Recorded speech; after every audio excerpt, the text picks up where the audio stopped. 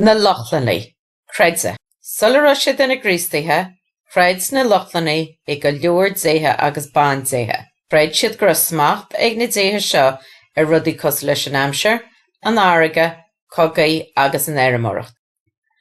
Thugtaí góidí cheannarí Lochlannacha a stiúra searmanis chun ionar ó thuairt do na déithe, agus mrá speisialta darban an bhulbha a duine scéalta agus tarraingrachtaí faoin na rudaí a déiteach tarlús na tábhachaí.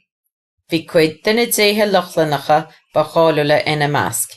Ódin díanolais, Tór díana tarnaigh agus Freya baindí an rá agus na háileachta.